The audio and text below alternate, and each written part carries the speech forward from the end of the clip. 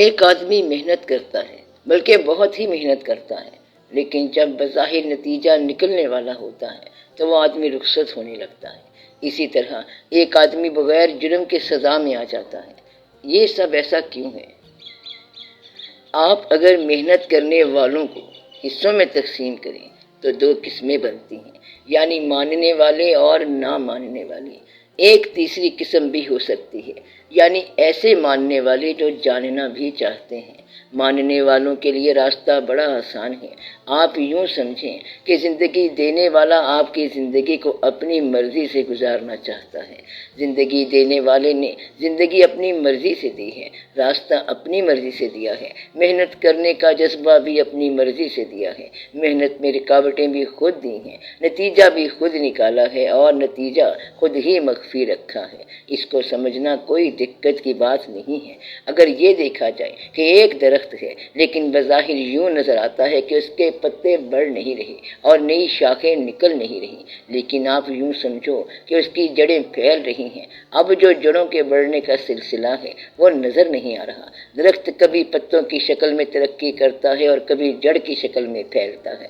جڑ کے بڑھنے کے عمل کو آپ باطن کہہ لو، مخفی کہہ لو اور آئندہ یعنی مستقبل کے لیے کہہ لو۔ ایک آدمی اگر دنیا میں کامیاب ہو تو کہتے ہیں کہ اس کی محنت سرخرو ہو گئی۔ تاریخ ہی کا کوئی واقعہ لے لو، اگر ایک آدمی محنت کرتے کرتے بادشاہ بن گیا اور پھر بغیر جرم کے اس کو معزول ہونا پڑ گیا تو بات کیا ہوئی؟ تقریباً ہر بادشاہ معزول ہوتا ہے۔ اب یہ واقعہ کیا ہے؟ اس واقعے میں تقدیر کو ساتھ دیکھو۔ اللہ تعالیٰ جو ہے وہ مالک الملک ہے، یعنی ملک عطا کرنے والا ہے، یہ ایک شعبہ ہے۔ پھر وہ جسے چاہتا ہے ملک عطا کرتا ہے، یہ دوسرا شعبہ ہے۔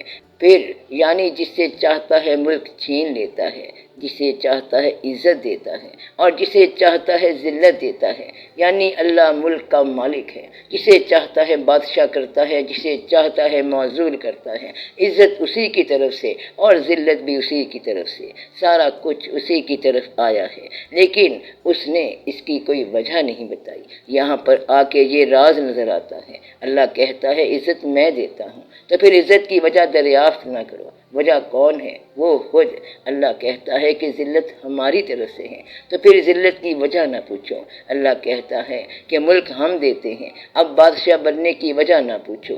اور اللہ کہتا ہے کہ معزول بھی ہم کرتے ہیں، اس کی بھی وجہ نہ پوچھو۔ یہ ہے ماننے والوں کی بات کہ جو کچھ ہو رہا ہے یہ امر الہی ہے اور یہ راضی ہونے کا مقام ہے۔ اللہ جس کو چاہے محنت کا پھل دے اور جب چاہے محنت کا پھل روک دے، اور اس کی کمپنسیشن یعنی معاوضہ بعض اوقات یہاں نہیں ہوتا تو وہاں آگے ہوتا ہے۔ اگر ایک آدمی دعا مانگتا ہی چلا جا رہا ہے اور دعا منظور نہیں ہوتی، اگر وہ تحقیق کرے تو پتہ چلے گا کہ نامنظور دعائیں بے شمار گناہوں کی تلافی بن کر اس کو آگے راستے میں ملیں گی۔ وہ دعا جو منظور نہیں ہوئی، اس شخص نے زندگی میں جو گناہ کیے وہ ان کی تلافی اور ان کی معافی بن کے آئے گی۔ مثلاً آپ نے کوئی دعا پیسے کے لیے مانگی تھی اور یہ آگے کسی گناہ کو معاف کروا کے آئے گی۔ آپ یہ دیکھو کہ ایک موچی اور ایک بادشاہ میں بظاہر بڑا فرق ہوتا ہے، اور اگر آخرت میں وہ موچی فلاح پا جائے اور بادشاہ گرفت میں ہو تو اس دنیا کی شان و شوکت کا کیا فائدہ؟ مقصد یہ کہ ہم جس کو شان و شوکت سمجھ رہے ہیں یہ دراصل حجاب ہے اور ہمارا اپنا حجاب ہے۔ اصل کامیابی وہ ہے جو آئندہ کی کامیابی ہو اور جو مستقبل کی کامیابی ہو اور جو اللہ کے فضل کی کامیابی ہو۔ یہ ہے بات سمجھنے کا ایک طریقہ۔ بات سمجھنے کا ایک اور طریقہ بھی ہے۔ یہاں پیغمبروں پر لوگوں نے اعتراض کیا ہے کہ آپ اللہ سے اپنا تعلق بیان کرتے ہیں مگر آپ کے پاس پیسہ نہیں ہے اور آپ غریب ہو۔ اللہ تعالیٰ نے جواب دیا کہ یہ اللہ سے جو تعلق ہے صرف تعلق ہے، اور یہ جو دولت ہے صرف دولت ہے۔ فرعون کی زندگی ہے اور موسیٰ علیہ السلام کی زندگی موسیٰ علیہ السلام کی زندگی ہے۔ اب یہاں مغالطہ نہیں رہا۔ اب اگر اللہ آپ کو اپنا تعلق دے دے اور پیسہ نہ دے تو آپ کیا پسند کریں گے؟ آپ اللہ سے تعلق کو پسند کریں گے۔ لیکن دور جدید میں یہ بات سمجھنا مشکل ہے کہ اللہ تعالیٰ کا قرب کیا ہوتا ہے، اس لیے اس زمانے میں یہ سوال پیدا ہو رہے ہیں، ورنہ پرانے زمانے میں تو یہ سوال نہیں ہوتے تھے۔ غریب ہو یا امیر ہو، تکلیف میں ہو یا خوشی میں ہو، اس کو تو اللہ کے ساتھ تعلق چاہیے تھا۔ جو اللہ کے ساتھ متعلق ہو گیا اس کو پھر کوئی گلہ نہیں رہ جاتا۔ ہمارا یہ جو شعبہ ہے جج کرنے کا یہ غلط ہو گیا ہے۔ ہم سوچتے ہیں کہ اس کو انعام ملا یا نہ ملا، وہ غریب ہو گیا کہ امیر ہو گیا، دیکھنا یہ چاہیے کہ کوئی شخص اللہ کے قریب ہو گیا کہ دور ہو گیا۔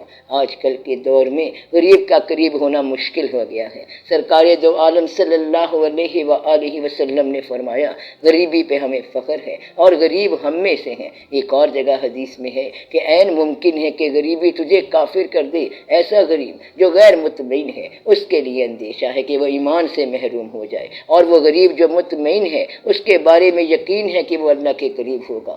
اگر ہم لوگ اپنی زندگی کے فیصلوں کو اللہ کا حکم مان لیں تو پھر گلہ نہیں رہتا۔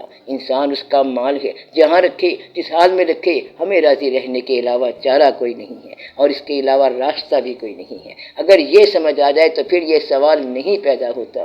اللہ کے قریب رہنے والے ان حالات سے گزرے ہیں۔ اللہ تعالیٰ نے فرمایا، یہ اس کا واضح طور پہ ارشاد ہے کہ میں تمہیں 4 چیزوں سے آزماؤں گا، یعنی خوف، بھوک، جان اور پھل کے نقصان سے، کہ پہلی آزمائش خوف سے ہوگی۔ خوف ضرور آئے گا، خوف حاصل کے چھن جانے کا ہوگا، خوف محنت کا نتیجہ حاصل نہ ہونے کا ہوگا، دنیا کا ہوگا، خوف دین کا ہوگا، عقبہ کا ہوگا، اپنا خوف ہوگا۔ اس طرح اللہ آزمائے گا، اور آزمائے گا بھوک سے۔ بھوک صرف کھانے کی نہیں بلکہ خواہش کی بھی ہے۔ انسان کے اندر والہانہ خواہشیں آتی رہتی ہیں۔ والہانہ خواہش کی ایک مثال یہ ہو سکتی ہے کہ کہیں پتنگ کٹ جائے تو اچھے خاصے بندے بریک لگا کے اس کے پیچھے دوڑ پڑتے ہیں۔ خواہش ایک تتلی کی طرح اڑتی جا رہی ہے اور لوگ بھاگتے جا رہے ہیں۔ کوئی نیا فیشن آیا تو اس کی خواہش پیدا ہو گئی، کوئی اور نئی چیز دیکھی تو اس کی خواہش ہو گئی۔ اس طرح بھوک سے آزمایا جائے گا اور مال میں نقص سے آزمایا جائے گا۔